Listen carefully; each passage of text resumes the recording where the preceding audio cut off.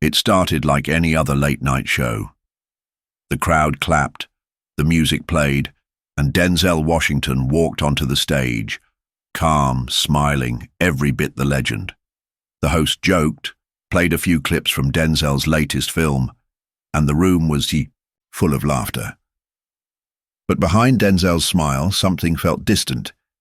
His eyes, usually so sharp and sure, carried a quiet stillness, as if his thoughts were somewhere far away. Then, halfway through the show, the host said with a grin, "We've got a little surprise for you tonight, Denzel.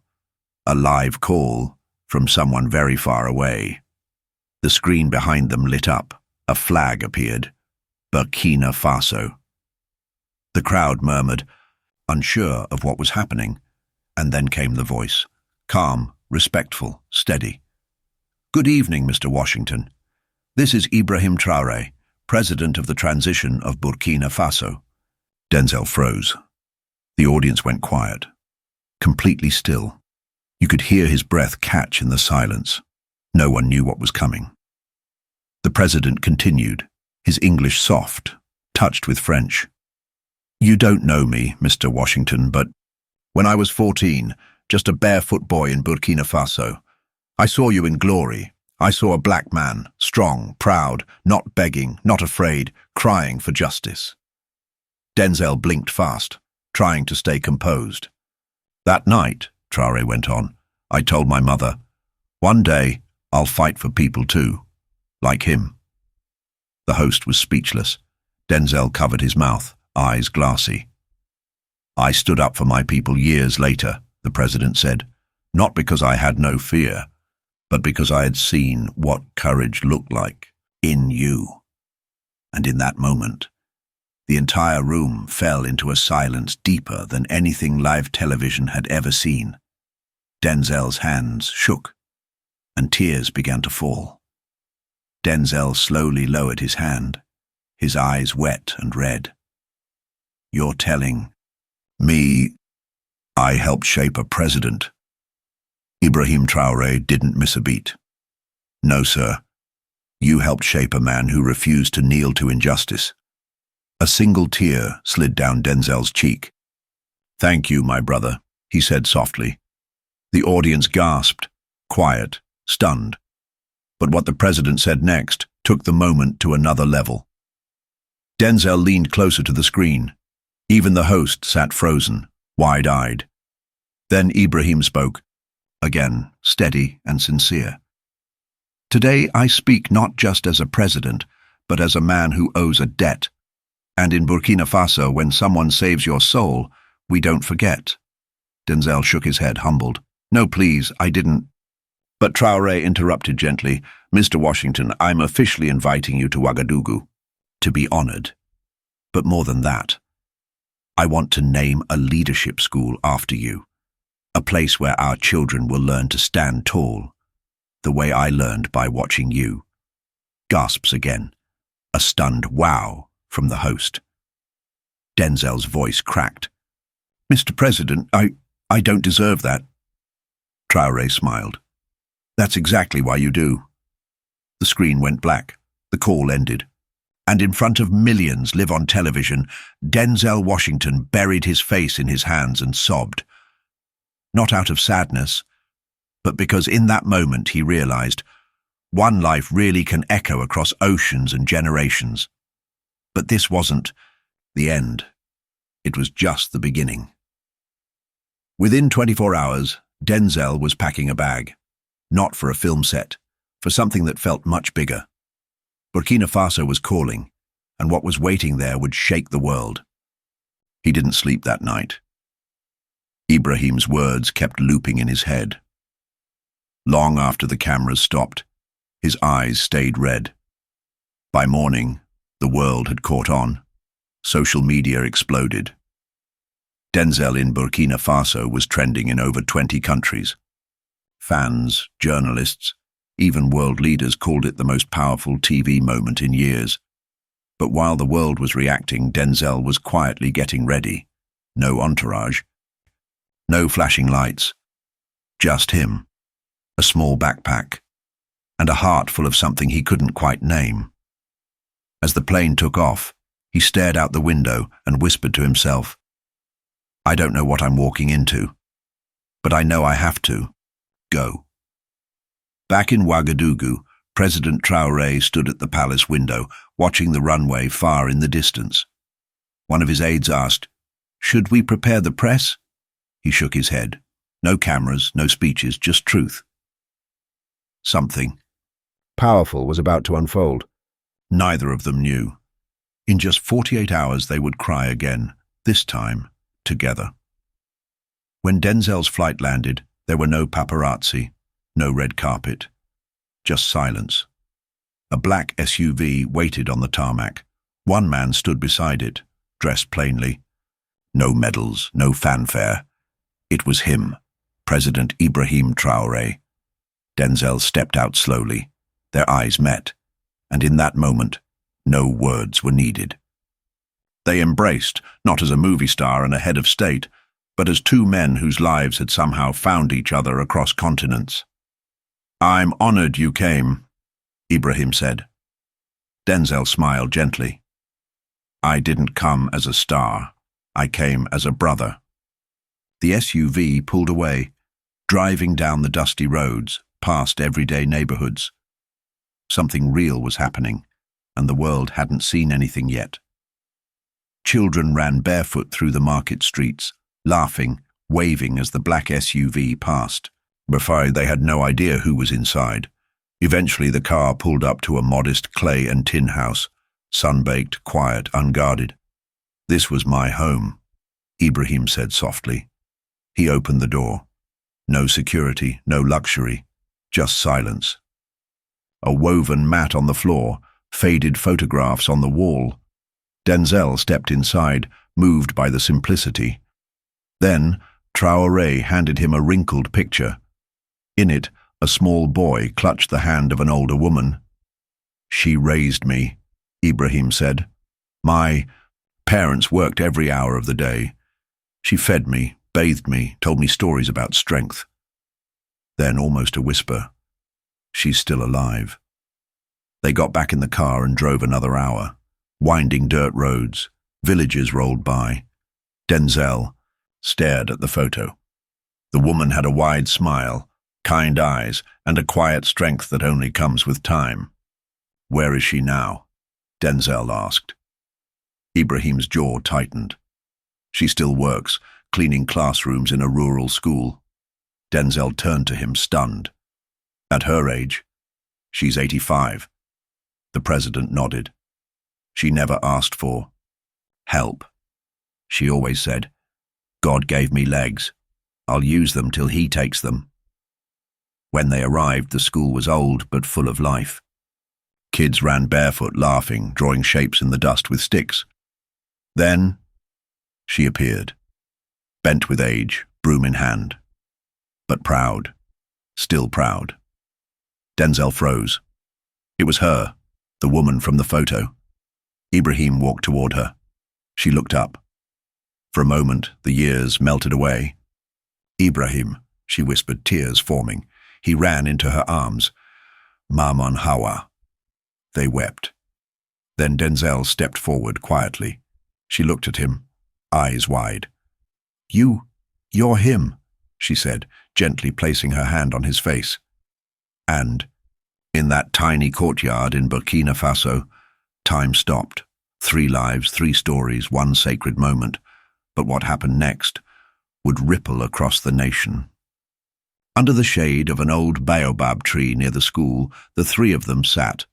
President Traoré, Denzel Washington, and Maman Hawa. Her hands were worn, her back bent, but her voice, still warm, still strong. She told stories of young Ibrahim, how he used to cry in her arms when the nights were cold, how, once, he gave her his only slice of mango so she wouldn't go hungry. Denzel listened quietly. His eyes held a softness the world rarely saw. Then, with a small smile, she reached into the pocket of her apron. "I kept this," she said. "All these years." She unfolded a yellowed piece of paper, a child's handwriting stretched across it. "One day I will be a leader. And I will find you, Mama. I promise. Traoré gasped. He remembered. He wrote that when he was 9, on her birthday, after she gave him her only piece of bread. Denzel wiped away a tear. She held on to hope, he said. That's the most powerful kind of faith. And just then, a small student came running toward them, breathless. A little boy came running barefoot toward them, laughing, clutching a cracked plastic ball. "Mama, will you play?" And she did, still barefoot, still smiling. Right there in the dust, Mama Hawa kicked the ball gently back to him, laughter in her voice. No hesitation, no pride. Something shifted inside Denzel. He wasn't just visiting anymore. He had found something sacred. That evening, Denzel and President Traoré returned to the palace. But everything felt different now. They sat in near silence, no small talk, no performance. Then Ibrahim stood. "I want to show you something I've never shown anyone outside my family." He led Denzel through a quiet stone corridor. Their footsteps echoed. No guards followed. At the end stood a thick wooden door. Ibrahim unlocked it. Inside, a small, dim room. Dust floated in the light. Shelves lined with old journals, worn maps, notebooks stacked beside weathered books. And in the center, one large framed photo. Mama Hawa, smiling wide, a young Ibrahim laughing beside her. "This," Traoré said, "is my real treasure room." Denzel stood still, his eyes scanning every detail. Ibrahim picked up a notebook. Inside, handwritten pages, his first dreams for Burkina Faso, scribbled plans, hopes, prayers. "All of this started with her," he said softly. "I'm here because she believed I was worth something, even when I had nothing." Denzel gently touched the page. "You lead like a son who remembers love," he said. Traoré nodded. "And I want the world to know. Leadership isn't about power, it's about gratitude." The room fell silent. Two great men, one quiet mission to honor the woman who shaped a president. And in that stillness, Denzel had an idea. It would take everyone by surprise, especially Mama Hawa. At dawn, Denzel sat on the palace terrace, watching the sunrise over Ouagadougou. The sky glowed orange, the city still waking. But in his mind he kept seeing her, her smile, her strength, her laugh echoing through the village schoolyard. Then Ibrahim joined him with 2 cups of tea. "I had a thought," Denzel said, sipping. "Let's give her the honor she never asked for." Traoré smiled slowly. "I was hoping you'd say that." That afternoon, with no media, no stage lights, just a small team, they returned to the village school. The children gathered, curious. Teachers stood quietly. Mama Hawa looked confused. "What's going on?" she asked, broom in hand. Then slowly, President Traoré knelt before her, holding a small velvet box. Inside, a golden medallion engraved with her name and the national seal of Burkina Faso. "For your service to this nation," he said, voice trembling, "as a mother, a teacher, and a guardian of hope." The children clapped. Some cried. Then Denzel stepped forward, his eyes wet. "And from the world of cinema," he said, pulling out an envelope, his voice thick with emotion. "I spoke with my producer this morning," Denzel said, his voice trembling. "Your story is going to be a movie, Mama, and every single cent will go toward building schools in your name." Mama Hawa dropped to her knees. She sobbed, not from pain, but from a lifetime of giving. Finally met with something she never expected: recognition. But the biggest surprise was still ahead. 3 days later, Denzel Washington was back in Los Angeles, set to appear on one of America's biggest talk shows. The night was supposed to be light. Red carpet stories, film clips, jokes. But the man who walked on stage wasn't the same one who left. He smiled, yes, but it came from a deeper place now. As the host leaned in, asking about his recent trip to Africa, Denzel paused, then quietly asked, "Can I take a call?" The host blinked. "Live?"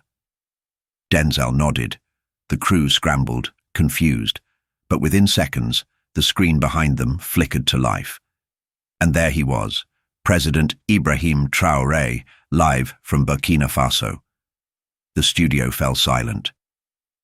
"Mr. Washington," Traoré began warmly, "your visit reminded us that kindness has no borders." Then he added, "You honored my people. Now, I want to honor someone you inspired." He turned slightly, and there, standing beside him, holding a phone with both hands, was Maman Hawa. Her eyes glistened. The audience gasped.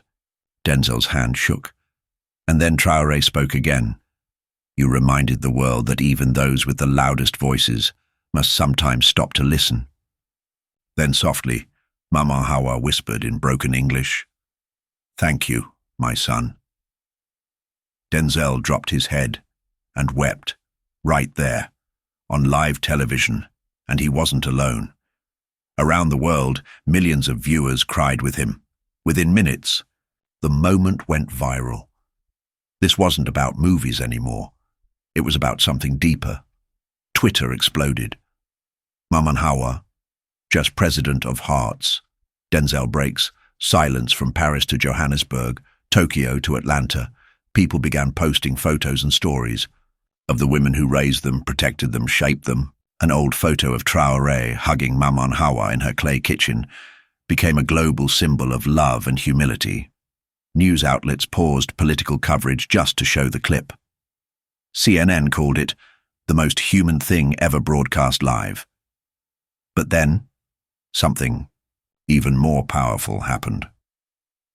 A small GoFundMe page, quietly created by one of the schoolchildren back in the village, originally aimed to raise $10,000 to fix broken windows and buy supplies. Within 2 hours, it hit $1 million. People didn't just watch, they felt, and more importantly, they acted.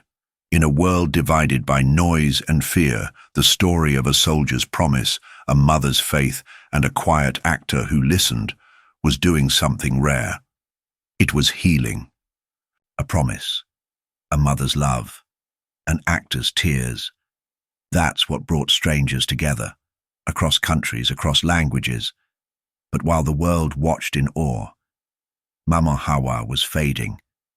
By the 6th day of that unforgettable week, her body was tired. She had smiled for days, hugged dozens, spoken with presidents and stars, but her body whispered what her mouth hadn't said yet. She knew. She asked to speak privately with Denzel and Ibrahim. No cameras, no microphones, just the three of them. Inside her small village room, filled with warmth and the scent of shea butter, she lay under a thin blanket. "I'm old," she said softly. Her voice was fragile, but steady. "I won't see next planting season." They both shook their heads, pleading, emotional, but she smiled. "I have no fear. My only wish is this, that no child in Burkina Faso ever goes to school hungry." A tear slipped down Traoré's cheek. Then she reached for Denzel's hand. "You tell stories that matter. The world listens to you, so tell this one." Then, with careful hands, she pulled a small, worn scarf from under her pillow, torn, stitched, faded. It was the same scarf little Ibrahim once tied around her arm when he played president. She placed it gently in his hands. "My first medal," she whispered. Then she said her final words, "Take care of each other." And with both men at her side, her hands held, her legacy rising with the sun, Maman Hawa closed her eyes. President Ibrahim Traoré stood silently beside her bed, still clutching the scarf. The room was still. Denzel knelt at her feet, his shoulders trembling.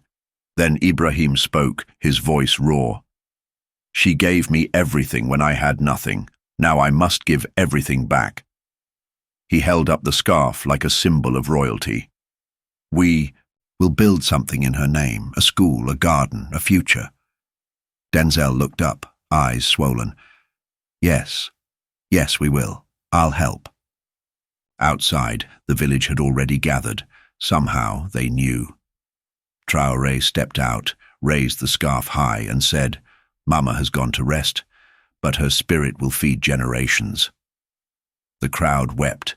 In less than 12 hours, the world knew. Burkina Faso declares National Day of Mourning for Maman Hawa. That night, during a press conference, President Traoré made a vow: every child in this country will know her name.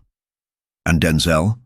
He quietly cancelled every upcoming appearance. He told his team, "I've played kings and generals, but today, I serve a mother." The next morning, the sun rose gently over Burkina Faso. In the village square, a simple wooden casket sat in silence.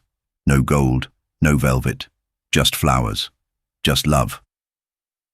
President Traoré walked behind it alone, carrying only the scarf. Denzel followed. His suit was wrinkled.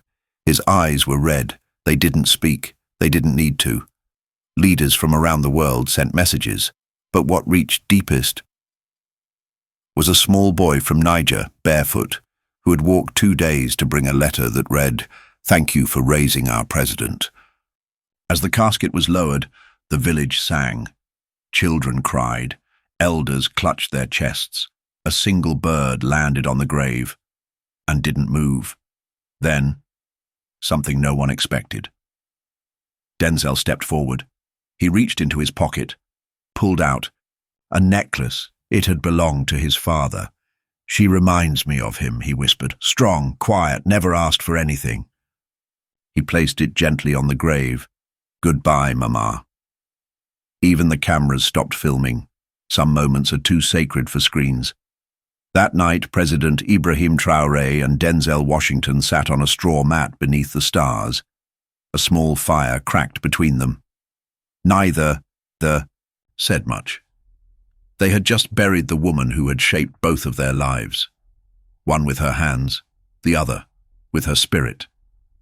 After a long silence, Ibrahim said, "Denzel, this week I remembered who I am."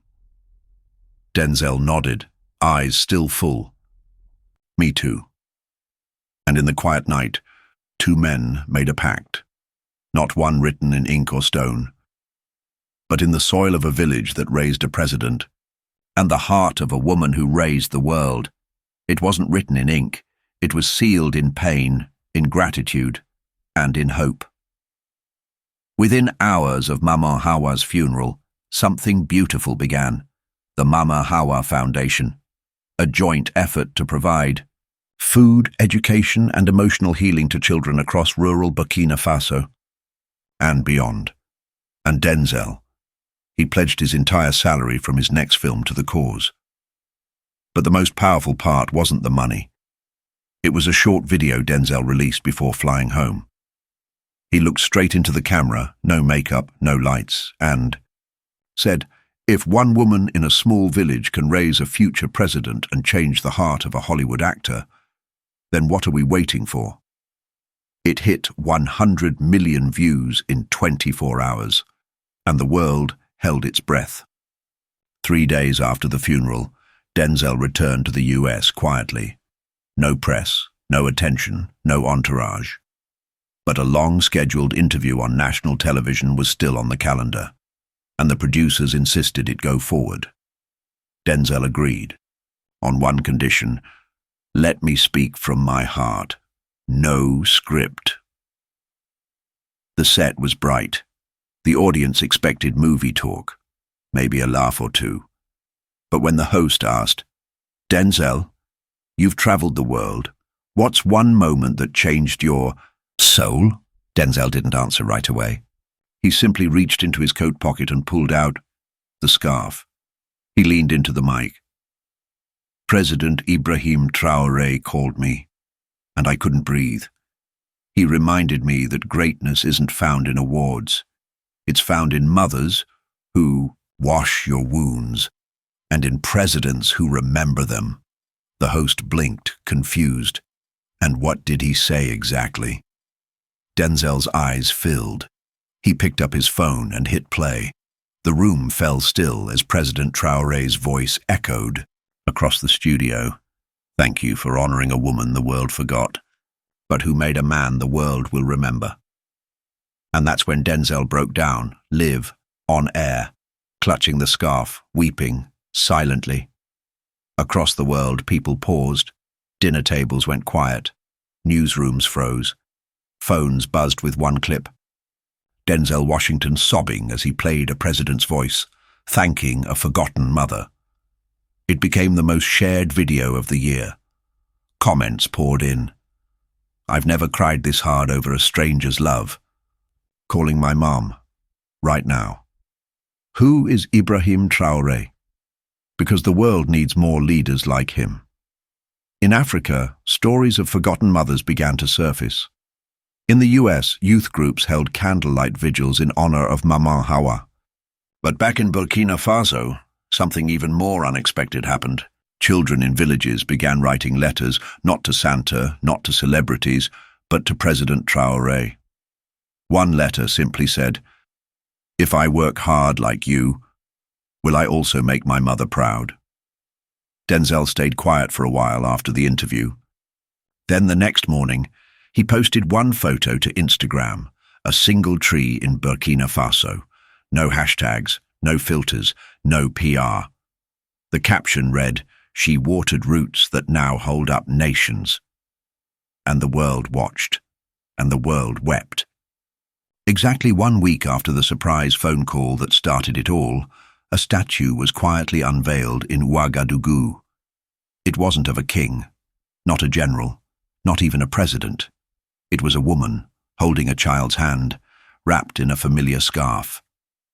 At the base, a bronze plate read, "To Mama Hawa, the mother of all leaders." President Ibrahim Traoré stood beside it, holding a candle. Denzel Washington stood next to him. Neither man spoke, because some endings are too sacred for words.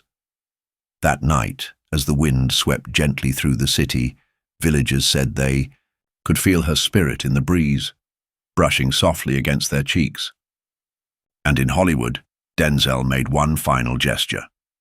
The Hawa Fund, a new scholarship in partnership with the Burkina Faso government, dedicated to young girls from rural Africa who dream of leading.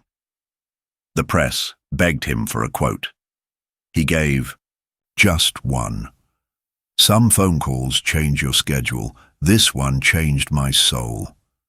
Dear viewers, if this story touched your heart, if it made you cry, if it reminded you of someone you love, like, subscribe, comment below with "I believe" in the power of love and leadership. Your voice matters. Let's make stories like this reach every corner of the world. Let's remind people that greatness isn't about fame. It's about heart. Drop your thoughts below. Share this video with someone who needs hope today. And never forget, one kind act can echo across generations. Thank you for watching.